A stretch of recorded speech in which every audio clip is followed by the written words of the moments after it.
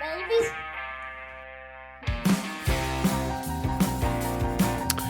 Good evening, ladies and gentlemen. Welcome to the Simple Minds Sports Show Friday Rewind live here Tuesday, October 14th. And welcome to your first place New England Patriots for the first time since Mac Jones went in there to Buffalo and got a win. People forget that, but it happened. And I'm just here to tell you, we're living on borrowed time. Patriots lead the AFC East, but we are living and they are living more accurately on borrowed time. And I'd like to talk to you about that tonight with you fine gentlemen, as always, Bobby and Ray. But as we do, we start with opening takes. Ray, why don't you kick us off this week? Thank you there, Richard. And I'm going to be the angry guy on the porch, and I'm going to be waving my fist like this because I can't get behind it anymore. I'm going to sit on my take hard and strong like Bobby's mom sits on my erection on Tuesday nights. Drake Maye is in MVP talks, and I don't know where this is coming from, folks. He has not done anything to get into this talk. Yes, they're on a little bit of a winning streak. Yes, the team looks good. Yes, it's better than what we've had in years past. But the man should not be in MVP talks. I go on social media. I see it. I hear it on sports talk radio with Felger and Maz. Even fucking Greg Bedard's talking about, you know what? He might be in that MVP talk. What is going on? The guy has not even thrown for 300 yards in his career, and yet we are talking about MVP and Drake Maye. I can't take it anymore, and I'm going to be that angry douchebag from here on out. Tough week to go on the old anti-Drake Maye train, but yeah, I like it. By me. I enjoy it. The Hyper Bowl is out of control here in New England. People are getting excited, and they should. They have good reason to. Bob, your opening take.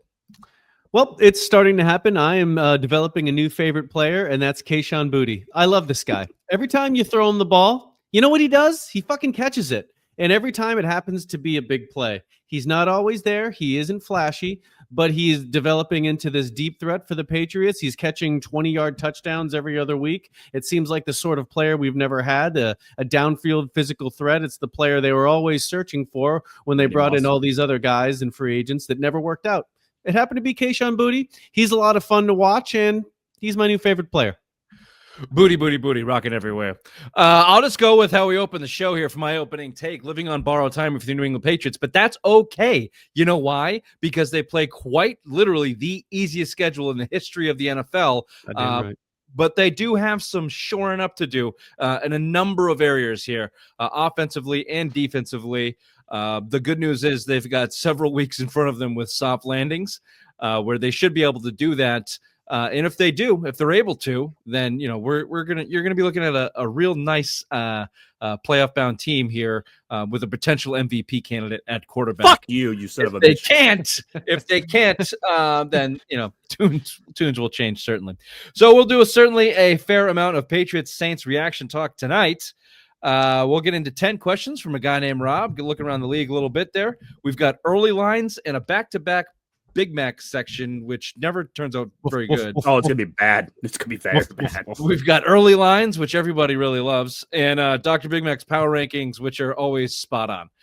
Then we'll finish it up strong with Simplest Minds of the Week, per usual. This is the Simple Minds Sports Show, Friday Rewind, live Tuesday, October 14th. Welcome to the show. I got something troubling on my mind. I got something troubling on my mind. I got something. Yeah, if you're watching on YouTube, you're welcome. Everyone looks good tonight. Bobby's got a new room. No need to confirm that. We know. Ray, cute as a button. Never seen him look better. If you're listening on your favorite podcast platform, please rate, subscribe, review, smash the button. You know what to do. It's all about the algorithms these days. We appreciate it. As always, tell your friends, tell your mothers, and Ray's going to tell your mothers about fan favorite in I Love Boston Sports. Yes, go check them out. Go to I Love Boston Sports to get all your Boston apparel for Celtics, Patriots, Bruins, and Red Sox. And wouldn't you know, they have some signings coming up. Go see Tommy DeVito, 1027, down at Granite Street, 250 Granite Street, Braintree, Mass, second floor across from North Face. You can go see Pop Douglas, Andy Borregales, Alex Austin, the best corner in the league, Anthony Jennings, TBD, who, could be something cool, Kyle Williams, and Del Pettis. So, yeah, go check them out. Go down there and meet some of your faves down at I Love Boston Sports. December 1st, TBD. Get the old question mark mystery guest. Ooh, maybe it's us. Maybe it's us. Ooh. Speaking of mystery guests, we can't start anywhere else in the 25-19 victory. Patriots over the Saints in the Dome, of which I attended. We can get to that at some point if you'd like.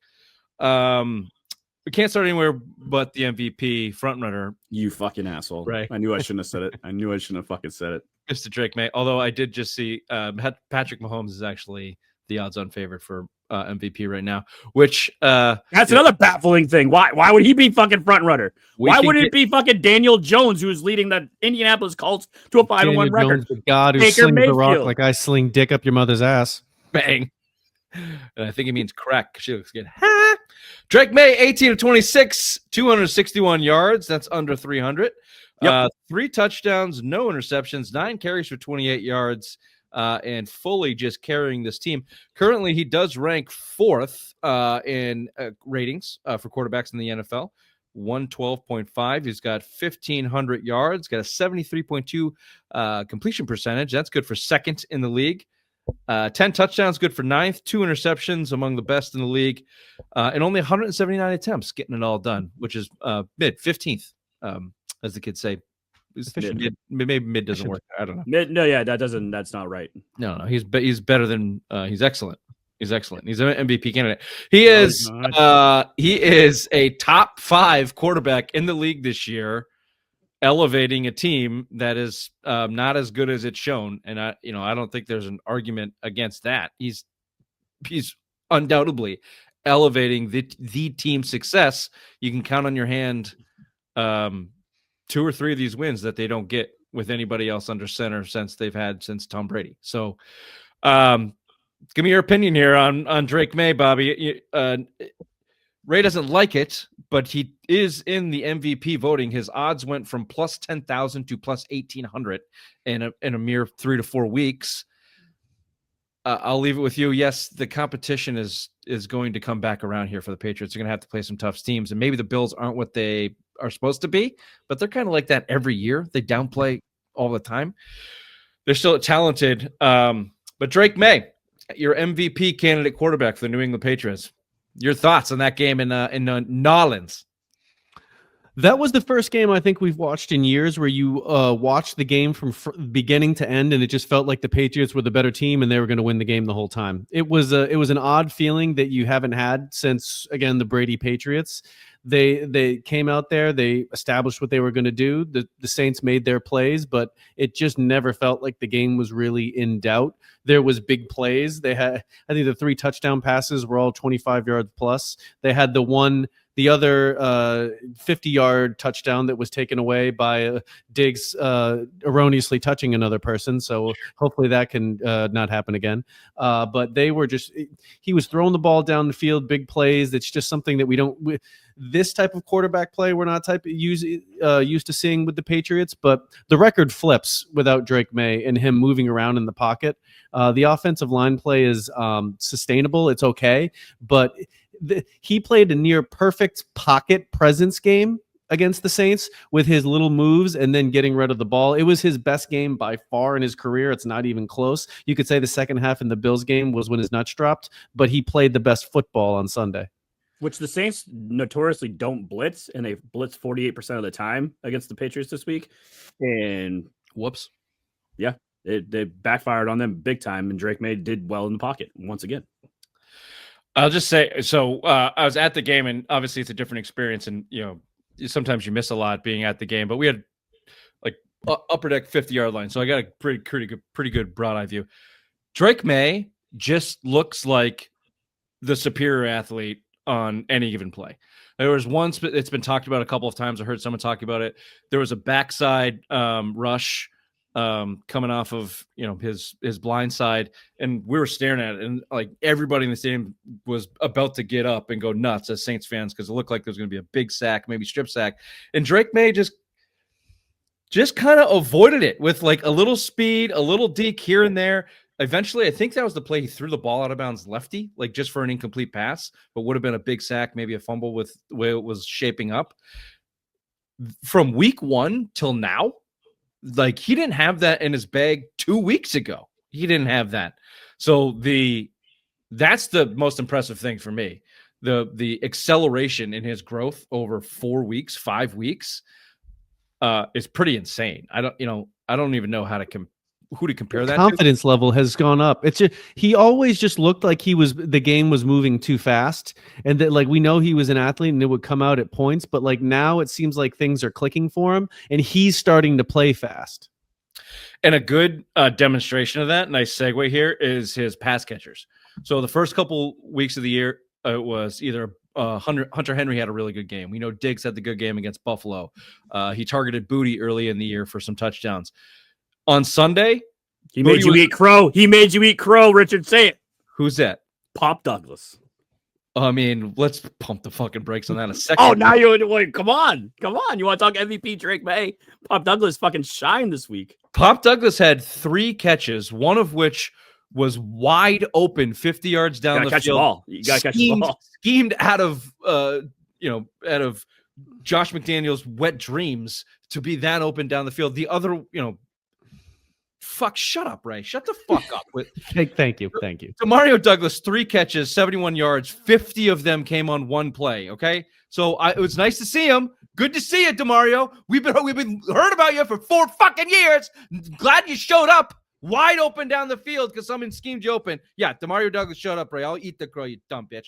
Boutte, 5 catches, 93 yards, 2 touchdowns, your lead receiver. The greater point I was trying to make here, Drake Maye's comfortability within the offense. 3 catches for Douglas, 3 catches for Diggs, 2 catches for Collins, 3 catches for Henry, couple to the backs.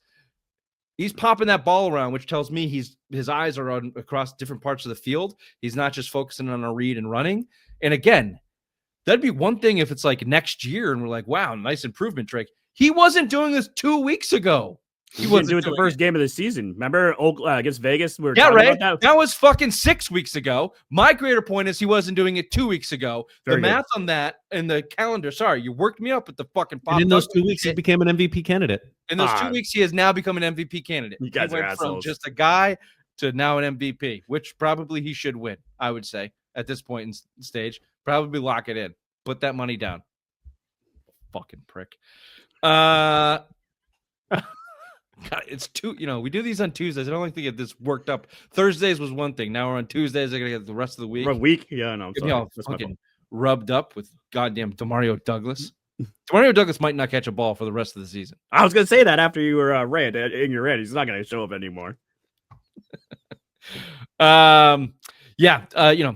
You start with Drake Maye, and with Drake Maye, he's playing out of his booty. We got some other good things to get to, including the O-line, the coaching. I think it all has to do with why Drake's playing so well. One of the reasons could be playing better and be a true MVP candidate, get that 300-yard game potentially, is the complete lack of run game from this team. They are currently 7th worst in yards per game at 91. They've got the 4th worst yards per carry at 3.5. When you go into the deeper analytics, their yards after first contact is last in the NFL, I believe.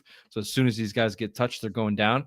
And that was no more evident than in this game with Ramondre Stevenson, who was fully compromised, fully has the yips with the fumble thing, 2 hands on the ball, no elusiveness, just runs into a guy and is focusing on not fumbling it. And it's going to be hard to have success doing it that way. And your other running back's a rookie who clearly the game's a little bit too fast for him still at this point in his rookie campaign. Wait. Bobby, didn't you say that was the steal of the draft? I don't recall saying that. No. Fucking shows of violence tonight, didn't you, Ray? God. I don't believe saying that. No. Jesus.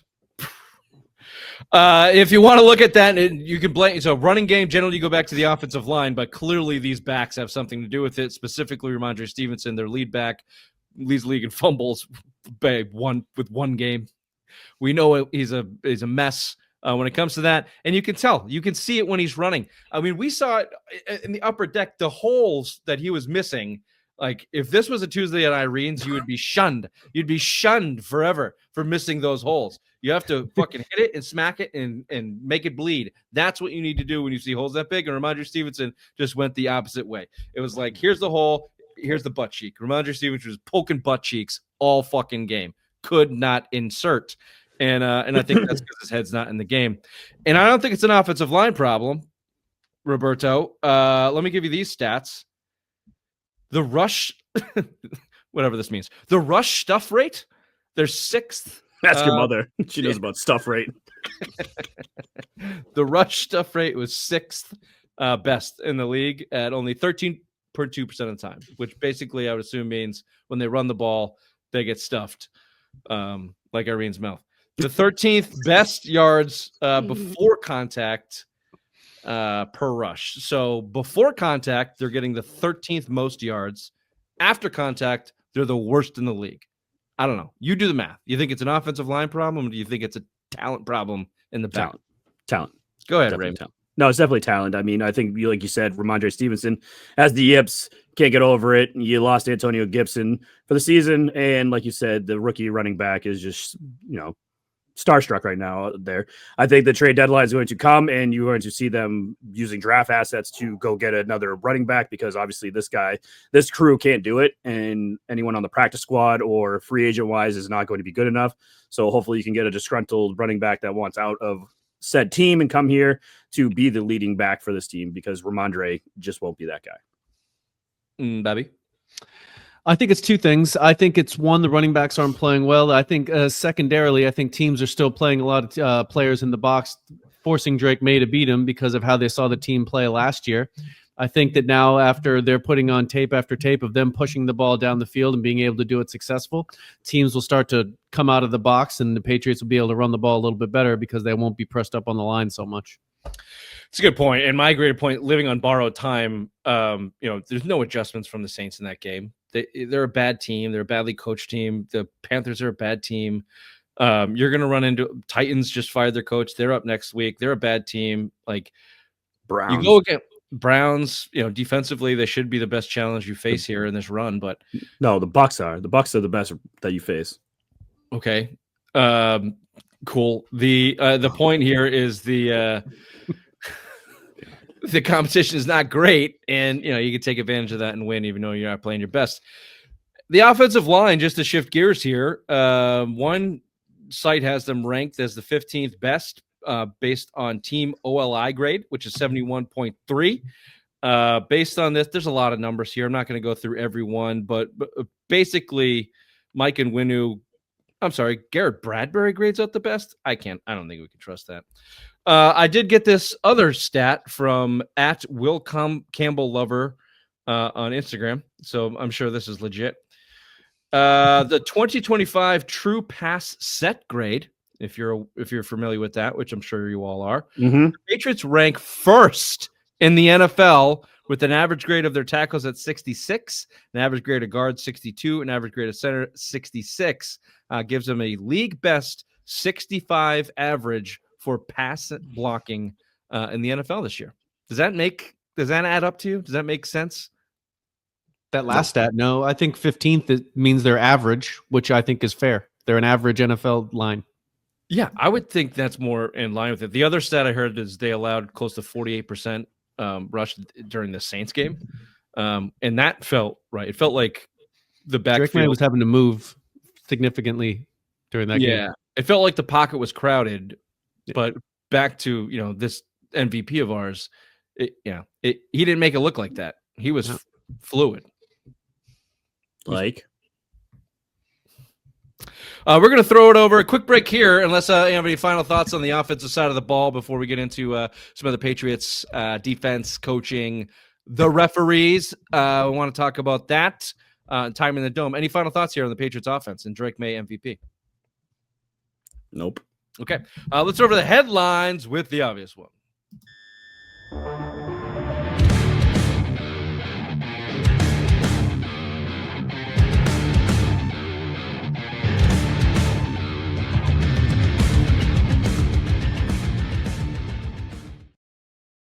Thank you there, Richard. Once again, our New England Patriots sit atop the AFC East after partying down on Bourbon Street, throwing beads with Dallas, and throwing up on a Gator tour. Then they took down the New Orleans Saints 25-19. You did those things. No one else did those things. You did those things because you're weak. I am weak. Drake Maye is now being compared to Jesus Christ and is up for the Nobel Peace Prize after stopping all wars across the globe. Red Sox are dead, but postseason baseball You also isn't. your mom twice. watched And the him do it. Seattle Mariners are on the brink of making their very first World brought Series this on appearance yourself. as they are up 2-0 to the Toronto Blue Jays, while on the NL side, the Dodgers are up 1-0 against the Milwaukee Brewers. Bobby, thoughts? Moving No. on. Pie in my face once again because the Bruins are good. You 4 call games pie in, now? and they are 3-1. They look gritty and don't give a fuck kind of team. Maybe I'll pay up the $30 a month for the Nessun app. No. And finally, Bobby Vine's inspiration for life and goals in life. Joe Mazzulla and the Boston Celtics open up the season next Wednesday night against the Philadelphia 76ers, who will probably have Joel Embiid and Paul George on the injury report. This has been Headlines with the Obvious One. Back to you That's the injury there, Richard. I don't have a thing for it, so...